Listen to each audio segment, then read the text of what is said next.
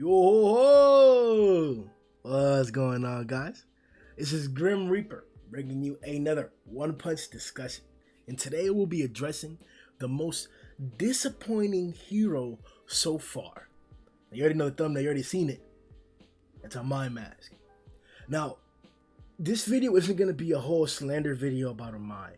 That's not the point of this video. It's not the point of this idea. I'm here to express my desire to see this hyped up character. There's a lot of reasons why Amai is very, very favorable, even in manga-only opinions, in contrast to webcomic opinions that love him. And it doesn't have to completely do with his aesthetics. So let's get into it.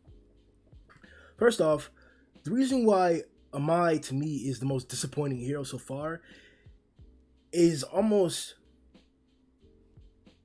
pivotally based on what's happened here up against Fear Ugly.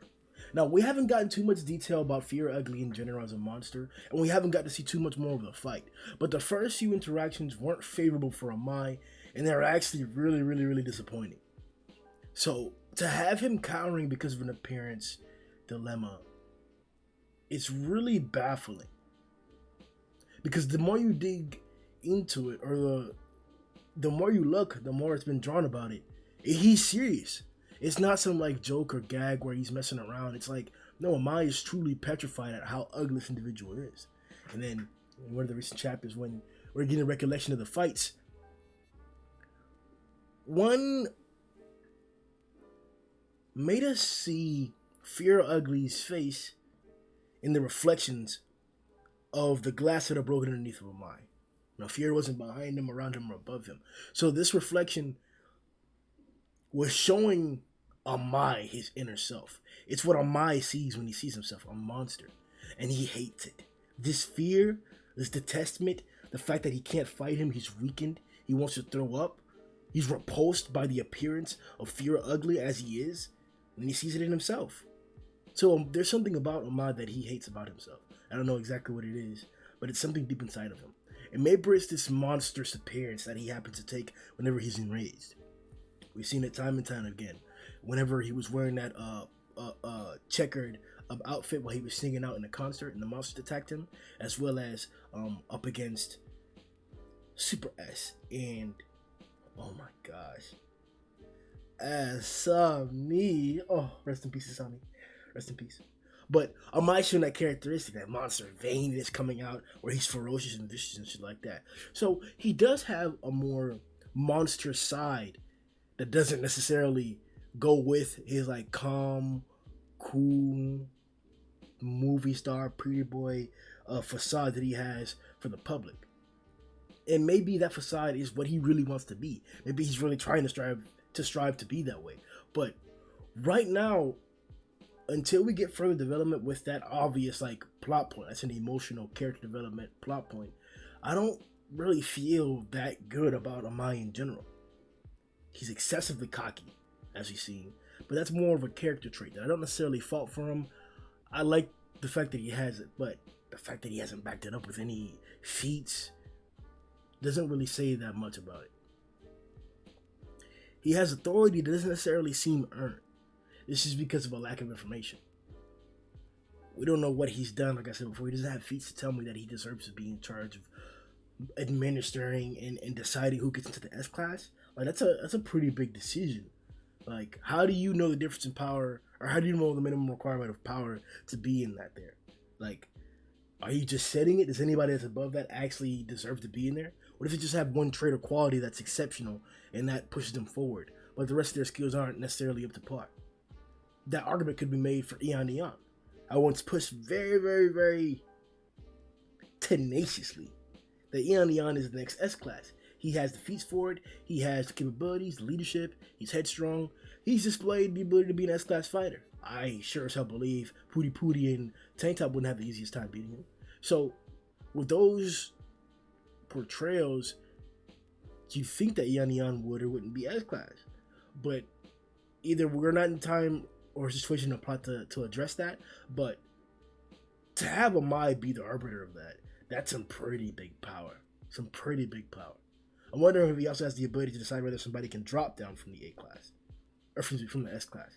That'd be interesting to see how much control over the association, he can flex, because he really just does marketing and his own side job to boost up his appearance. And I'm wondering whether that was just his career that he already had, and then he happened to become a hero along the way, using his like dark side, a little Jekyll and Hyde situation type going on.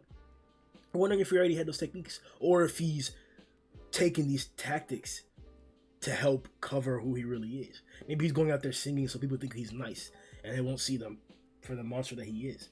Maybe that's what's going on with Amai Mask. That is the part that's interesting about him. That's the part that gives me so much more hope, and it allows me to, it allows me to cut him some slack in terms of like displaying his abilities. So like, it's completely unfounded, his power levels.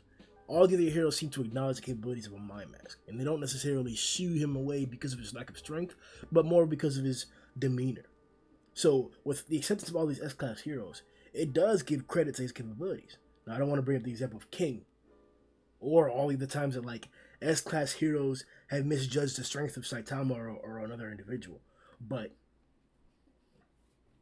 I think that's a pretty fair assessment. I think that's fair to say that if the other heroes seem to give credit to Amai's ability, that he must certainly have it. He walked into the room, into the meeting right before the Monster Association invasion, and basically told all the heroes that he's gonna lead the group, he's gonna lead the mission, and shut up and don't worry about it. He even tried to talk to King with the audacity of a king almost. He almost tried to talk to King that way. And I was about to just slap the fuck out of Amai. But King put him in his place, and he calmed down. So, once Amai shows him capabilities, when he tore down all those test tubes that had all the monster cells inside of them, because he had the monster head in his hand, when he did that was pretty cool looking. That was badass. I'd like to see more of that, but in combat up against a strong opponent. Not some fodder like he did with the Raid Squad, breaking their armor like nothing. Not off-screening Dos S because it was, X-rated situation. None of that. I want to see a nice, clean head-on fight. I'd love to see a Garou versus Metalback confrontation with Amai and another monster. I'd love to get that far. I'd probably like it better if Amai actually had a Zombie Man type chapter, where it'd be a nice 35, 40 pages of Amai just going ham by himself in full fight, and we see it clearly. It's kind of like what happened with this Garou chapter in 127, but with some more plot involved. It wouldn't be entirely fighting like the Garou fight was. That was really, really good. I love that. So, as you can see, my declaration of Amai being the most disappointing hero so far isn't necessarily based on his power level or it's not completely based on the lack of feats, but the majority of it is based on that. The character is indeed interesting. He does have that nice, pretty poor appearance and aesthetic. He's in a position in the story that you'd like to see him succeed. And he has the ability to explore other components of the actual world of One Punch, while others don't. Saitama can't really be in the world of movie stars or go out there on TV because he doesn't have that opportunity. He's not there. He's not a movie star. He's not appealing that way. But Amai does. So he opens up a whole different corridor of activities, possibilities, side stories we go on. So I am very, very interested in Amai. And I do want to like Amai. But it's also fun to hate Amai, and he needs to have the evidence to defend him when the hate comes. Because if he has the feats for it, all the hate that we talk about, the shit that we talk about, it'll just be hearsay. It'll just be about slandering him.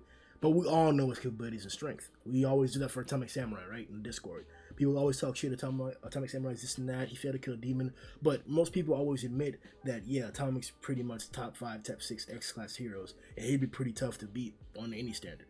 We all know that. So when Amai grabs some feats, I will retract this statement. But until then, Amai's weak as S-Class, bro. Or excuse me, Amai's the most disappointing hero I've seen so far. Let me know what you think about Amai Mask below. Let me know if you think that I'm just like hating for no goddamn reason. Let me know what you think about this. Hop in the comment section below. Like the video. Check out the Discord if you want to conversate more about it. Yo ho ho!